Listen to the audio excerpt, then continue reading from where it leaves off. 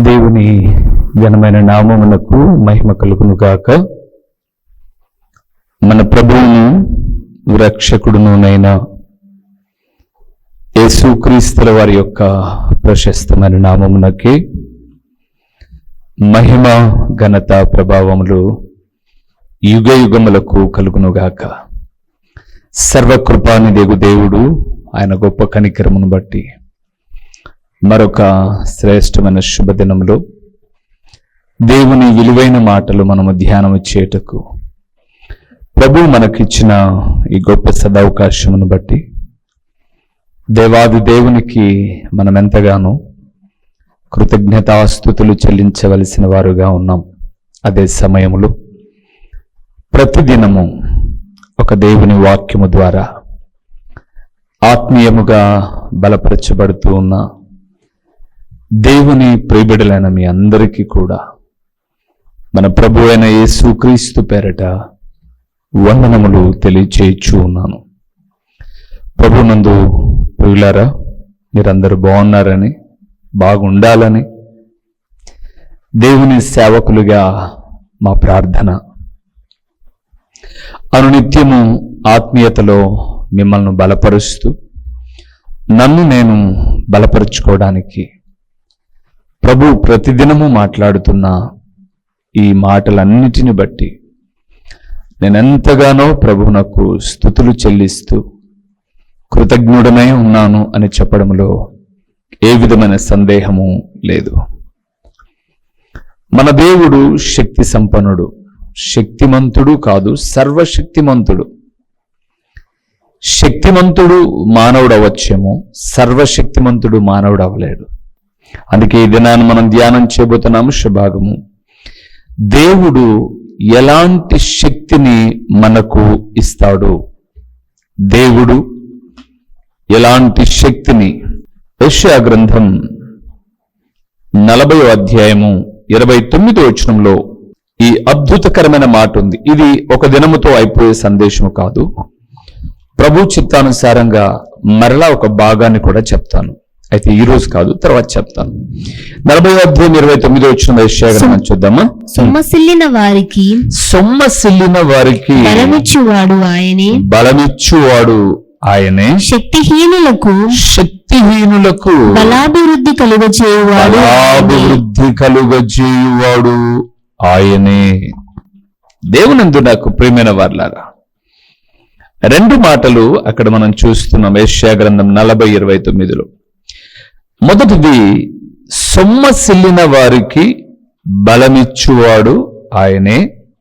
రెండవది, శక్తిహీనులకు బలాభివృద్ధి కలుగచేయువాడు ఆయనే. ప్రభునందు ప్రియమైన వారలారా, సొమ్మసిల్లారు శక్తి లేక, వారికి తిరిగి బలమిచ్చువాడు ఆయనే. శక్తిహీనులు కానీ బలాభివృద్ధి కలుగు చేయువాడు దేవుడే. ఈరోజు ఈ మాట వింటున్న దేవుని కుమారుడా, కుమార్తె, ఎలాంటి శక్తిని ఇస్తాడు ఆయన? శక్తి అది శరీరంలో ఉంది అని మనం అనుకుంటాం కదండి. అంతవరకే పరిమితి కాదు. శక్తి శరీరానికే కాదు, మేధస్సుకు కూడా. అందుకే ఈరోజు నేను కొన్ని విషయాలు మీకు నేను జ్ఞాపకం చేస్తూ ఉన్నాను. ఈ విషయాల్లో ఆయన శక్తి ఎంత ఉన్నతమైనదో మనం ఒకదాని వెంట ఒకటి చూద్దాం, సరేనా? రెండు మొదటి విషయానికి వద్దాం. యెషయా గ్రంథం 28వ అధ్యాయము 29వ వచనాన్ని ఒకసారి మనం చూద్దాం. యెషయా గ్రంథం 28:29లో నేను చదివించే ప్రతి చోట ఆయన ఎలాంటి శక్తిని ఇస్తాడో, శక్తి అనే మాట మీద నేను మాట్లాడుతున్నాను. జనులు సైన్యముల కధిపతియగు యెహోవా చేత దాన్ని నేర్చుకొందురు. ఆశ్చర్యమైన ఆలోచన శక్తి. ఆ మాట బాగా వినండి. ఆశ్చర్యకరమైన ఆలోచన శక్తియు అధిక బుద్ధియు అనుగ్రహించువాడు అనుగ్రహించువాడు ఆమేన్. మొదటిది ప్రియులారా, సర్వశక్తిమంతుడైన దేవుడు ఎలాంటి శక్తిని ఇస్తాడు అని మనం చూస్తున్నప్పుడు మొదటిది ఆశ్చర్యకరమైన ఆలోచన శక్తినిచ్చువాడు ఆయన. మరలా చెప్తాను, ఆలోచనలు ఈ లోకంలో చాలా ఉన్నాయి, కానీ దేవుని ఆలోచన ఉంది చూడండి, అది సదాకాలము నిలిచేది. అంత మాత్రము కాదు, ఆ ఆశ్చర్యమైన ఆలోచన శక్తితో అధిక బుద్ధిని అనుగ్రహిస్తుంది. ఈరోజు ఈ మాట వింటున్న దేవుని కుమారుడా, దేవుని ప్రియ కుమార్తె, నీ ఆలోచన అన్నిటికీ సరిపోకపోవచ్చు, కానీ దేవుని ఆలోచన అది సదాకాలము నిలుచున్నది అని రాయబడింది బైబిల్ గ్రంథంలో. అందుకే ఆశ్చర్యకరమైన ఆలోచన శక్తి అయినది. ఇప్పుడు నా ఎదురుగా ఒక లైట్ ఉంది, అది నన్ను ఫోకస్ చేస్తూ ఉంటే నా ఫేస్ మీకు కొంచెం బ్రైట్ గా కనిపిస్తూ ఉంది. ఈ లైట్ ఒక మనిషి ఆలోచనలో నుంచి పుట్టినది కాదు, ప్రభు యొక్క ఆలోచన శక్తిలో నుంచి పుట్టినది అని నేను చెప్తాను. అలాగే భూమి మీద సామాన్యంగా మనం కనుగొనేటువంటివి ఎన్నో ఉన్నాయి, కానీ అతీతమైన శక్తి దేవుని ద్వారా పొందుకున్నవారు చాలా విషయాలు ఈ సమాజానికి అందిస్తూ వచ్చారు. అందుకే అక్కడ చాలా చక్కగా 28వ అధ్యాయం యెషయా గ్రంథం 29వ వచనంలో, జనులు సైన్యములకు అధిపతియగు యెహోవా దగ్గర దాన్ని నేర్చుకుంటారు, ఆశ్చర్యకరమైన ఆలోచన శక్తియు అధిక బుద్ధియు అనుగ్రహించువాడు ఆయనే అన్నాడు. ఇర్మియా కూడా ఈ మాటను ఒక మాట చెప్తాడు చూడండి, 32వ అధ్యాయానికి రండి ఒక్కసారి. ఇర్మియా గ్రంథం 32వ అధ్యాయము 19వ వచనాన్ని చూడండి, అక్కడ కూడా ఏం మాట్లాడతాడని 32:19. ఆలోచన విషయములో నీవే గొప్పవాడవు, క్రియలు జరిగించు విషయములో శక్తి సంపన్నుడవు, వారి ప్రవర్తనలను బట్టి వారి క్రియాఫలమును బట్టి అందరికీ ప్రతిఫలం ఇచ్చుటకై నరపుత్రుల మార్గములన్నిటినీ నీవు కన్నులారా చూచుచున్నావు. చాలు, చూసారు అక్కడ మీరు దేవుని గురించి దైవదాసుడైన ఇర్మియా మాట్లాడుతూ, ఆలోచన విషయములో నీవు గొప్పవాడవు, క్రియలు జరిగించు విషయములో ఎలాంటి వాడవట నువ్వు, శక్తి సంపన్నుడవు. ఆలోచన విషయములో, ఆ ఆలోచనకు తగిన పని జరిగించే విషయంలో శక్తి సంపన్నుడు నేను ఆరాధిస్తున్న ప్రభు అయిన యేసు క్రీస్తు. దేవునిందు ప్రియమైన వారలారా, నీ ఆలోచన ఎంత, నా ఆలోచన ఎంత పరిమితి గలది. నా ఎదురుగా ఒక మైక్ ఉంది, ఈ మైక్లో 2 సెల్లులు పెట్టాం మేము. ఆ సెల్లలో ఉన్నటువంటి శక్తి, నింపబడిన కరెంట్ పవర్ పరిమితి గలది. ఒక మెసేజ్ చెప్పచ్చు, ఇంకా మంచిగా 2 చెప్పచ్చు, 3వ మెసేజ్ చెప్తే మైక్ ఉంటుంది కానీ పనిచేయదు. ఆ లోపల పెట్టినటువంటి బ్యాటరీస్ లో ఛార్జింగ్ అయిపోతుంది, పరిమితి ఉంది. కానీ నేను అంటాను, దేవుని ఆలోచనలో సూర్యుడు, చంద్రుడు, నక్షత్రములు, కాలక్రమేణా ఋతువులు అనేకం ఉన్నాయి చూడండి. ఇవి వాటి శక్తిని కోల్పోక జరిపిస్తూ ఉన్నాయి. ఇవి కాకుండా ₹1,00,000 ఖరీదు పెట్టిన లైట్ అయినా ఒకరోజు డిమ్ అయిపోతుంది, తగ్గిపోతుంది దాని కాంతిని. కానీ ప్రభు ఆకాశములో ఏలుటకు పెద్ద జ్యోతిని, చిన్న జ్యోతిని, ఇలాగ సూర్య చంద్రులను ఆయన సృష్టించినప్పుడు ఆయన అనుమతి లేకుండా వాటి కాంతిని అవి కోల్పోవడంలా. అందుకే ఆలోచన శక్తి అనుగ్రహించువాడు దేవుడు. ప్రియులారా, యేసు ప్రభుల వారు ఈ లోకంలోనికి రాకముందుగా ప్రవక్త అయిన యెషయా 9వ అధ్యాయం 6వ వచనంలో, ఏలయనగా మనకు శిశువు పుట్టెను, ఆయన భుజము మీద రాజ్యభారముండును అని అంటూ ఆశ్చర్యకరుడు, చెప్తారా, ఆలోచన కర్త, ఆలోచనకు ఒక మంచి కర్త, ఆధారమైన వాడు నేను ఆరాధిస్తున్న ప్రభువైన యేసుక్రీస్తు. అందుకే దేవుడు ఎలాంటి శక్తిని ఇస్తాడు అని అంటే ఆలోచన శక్తిని ఇస్తాడు ఆయన. ఆలోచన శక్తిని ఇస్తాడు ఆయన. రెండవది ఎలాంటి శక్తిని ఇస్తాడో చూద్దాము. దానియేలు గ్రంథము 9వ అధ్యాయము 22వ వచనాన్ని ఒక్క మాట మనం చూద్దాం. 22వ వచనాన్ని చూద్దాం. అతడు నాతో మాటలాడి ఆ సంగతి నాకు తెలియజేసి ఇట్లా నేను, దానియేలు నీవు గ్రహింప శక్తి ఇచ్చుటకు, ఆ మాట చూసారా, నీవు గ్రహింప శక్తి ఇచ్చుటకు నేను వచ్చి తిని. చాలు. ప్రభునందు ప్రియమైన వారలారా, దైవదాసుడైనటువంటి దానియేలు గారు ప్రార్థనను ప్రారంభించాడు. ఆయనను కలుసుకోవడానికి గబ్రియేల్ అనబడేటటువంటి ఒక దూత వస్తూ ఉంది. మధ్యలో అపవాది అటాక్ చేసి అడ్డగించాడు. ఈయనేమో జవాబు వచ్చేంత వరకు ప్రార్థిస్తూ ఉన్నాడు. ఈ మధ్యలో 21 రోజులు పట్టింది.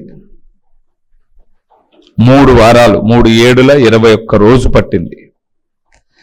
మొత్తం పైన వాణ్ణి ఓడించి దేవుని దూత వచ్చి పశ్చాత్తాపముతో ప్రార్థిస్తున్న దానియేలు ప్రార్థనను వింటూ ఆయన 21వ వచనంలో చెప్పబడిన 22వ వచనంలో చెప్పబడిన మాట ఏంటంటే, దానియేలు, నేను నీతో మాట్లాడడానికి వచ్చాను, నీకు గ్రహింప శక్తి ఇచ్చుటకు నేను వచ్చి తిని. వాస్తవానికి 23 చూస్తే, నీవు బహుప్రియుడవు గనుక నీవు విజ్ఞాపన చేయని ఆరంభించినప్పుడు ఆ సంగతిని నీకు తెలియజెప్పవాలని వెళ్ళవాలని నాకు ఆజ్ఞ వచ్చింది. కానీ నేను రావడానికి కొంచెం అడ్డంకులు వచ్చాయి. దేవునిందు ప్రియమైన వారలారా, రెండవది, మొదటిది ఆలోచన శక్తినిచ్చేవాడు దేవుడు.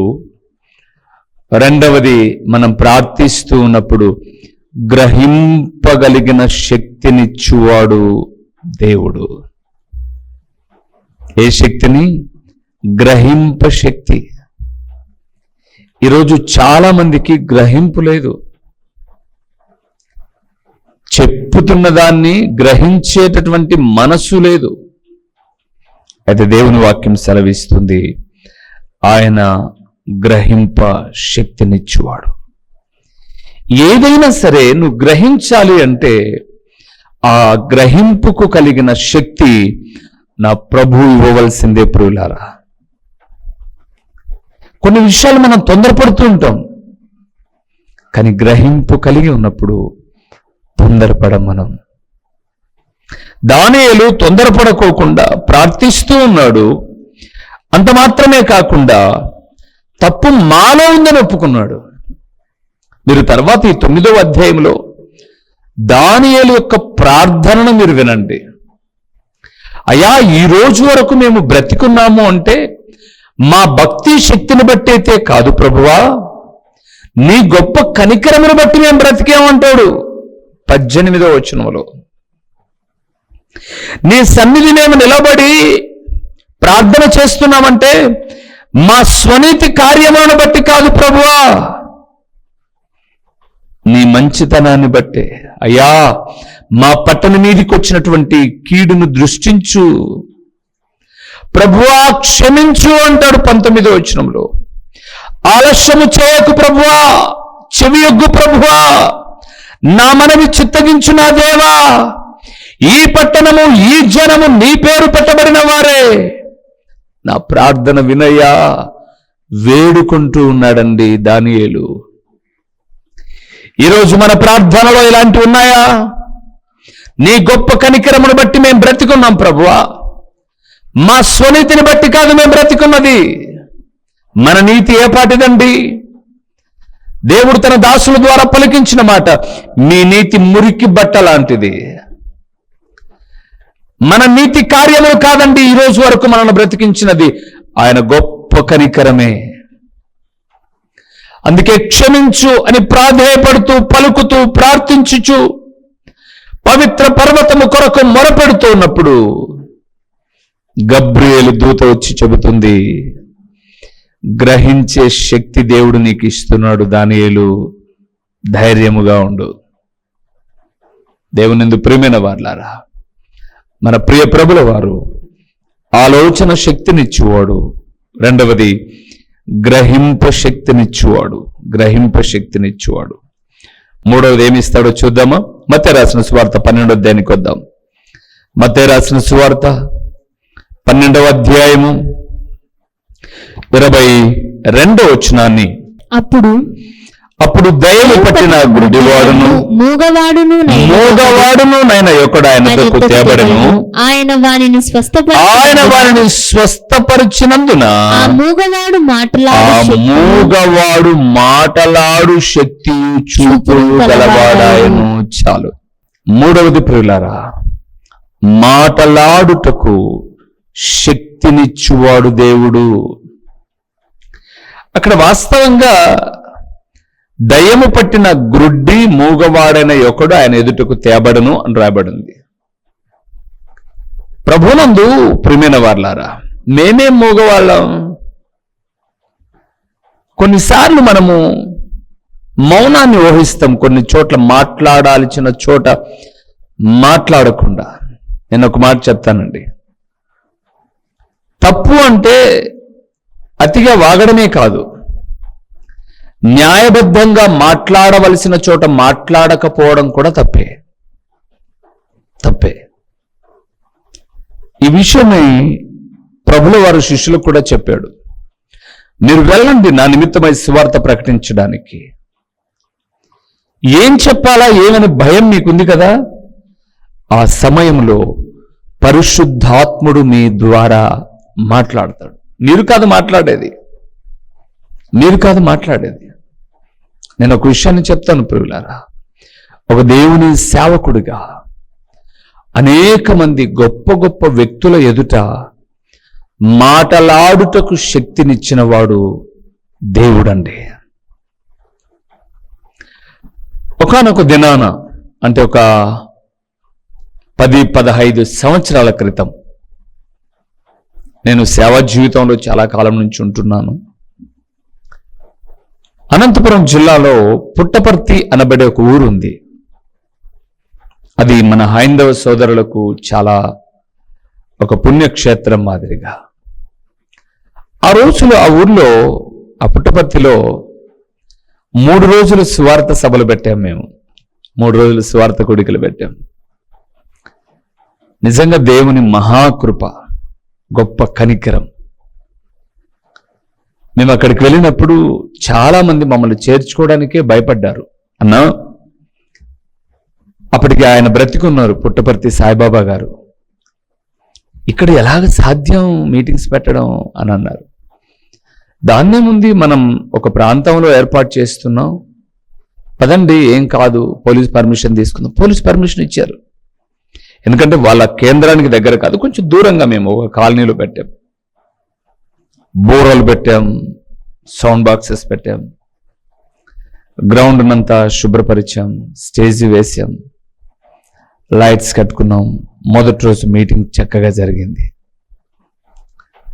రెండవ రోజు యథావిధిగా మీటింగ్ ప్రారంభమైంది. పాటలు పాడుతూ ఉన్నారు. అప్పుడు ఈ ఫోన్స్ లేవండి. ఓ 15 సంవత్సరాల క్రితం నా దగ్గరికి ఒక తమ్ముడు వచ్చాడు. పుట్టపర్తి సాయిబాబా వాళ్ళ బంధువు అంట, వాళ్ళ అన్న కొడుకంట. ఒకతను ఫుల్గా తాగి వచ్చి స్టేజ్ దగ్గర కూర్చున్నాడు. నేను కూడా మాట్లాడతాను అంటున్నాడు. ఏం చేయాలో మాకు అర్థం కాలేదు అన్నారు.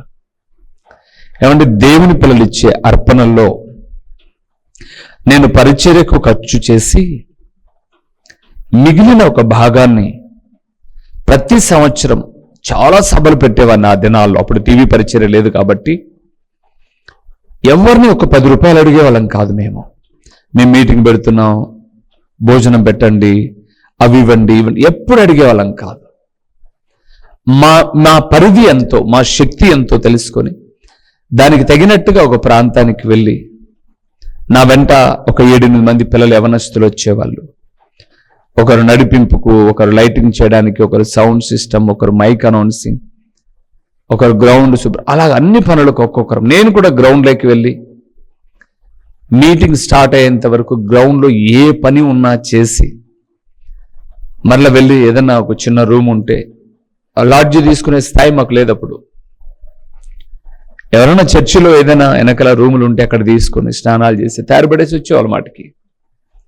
నేను అన్నాను అబ్బాయితో, అతన్ని నేను వచ్చేంత వరకు మీరు మైక్ ఇవ్వద్దు, పాటలు అయిపోయిన తర్వాత ఇస్తామని చెబుతూ పాటలు పాడుతూ ఉండండి, ఈలోపు నేను వస్తాను అని చెప్పి తొందరగా రెడీ పడేసి వెళ్ళిపోయాను నేను. 6 feet ఉన్నాడు అతను, యవ్వనస్తుడు, తాగి ఉన్నాడు ఫుల్లుగా.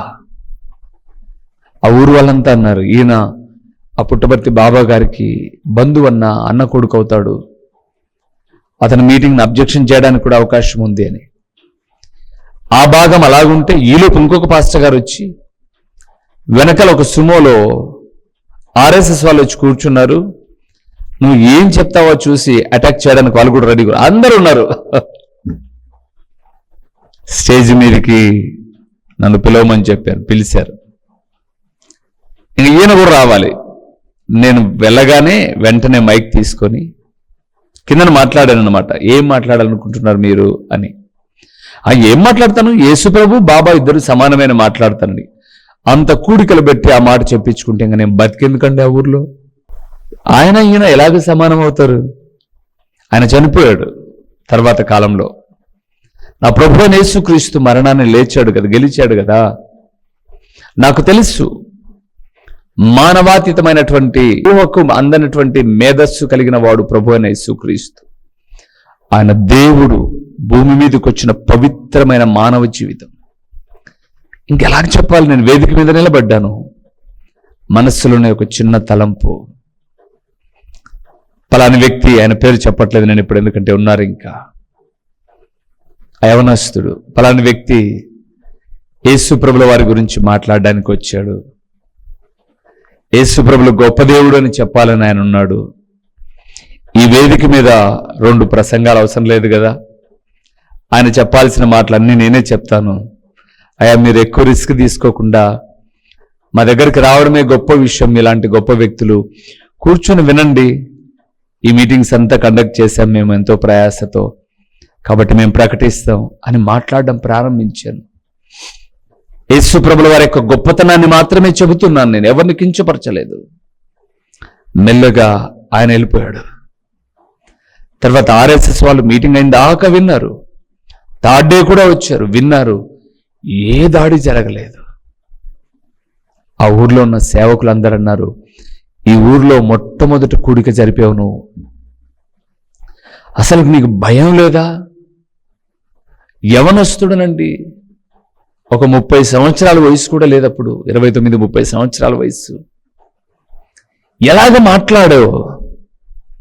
ఆ రోజు ఈ రోజు చెప్పగలిగిన మాట, మాటలాడుటకు శక్తినిచ్చిన వాడు ప్రభు అయిన యేసు క్రీస్తు మాత్రమే.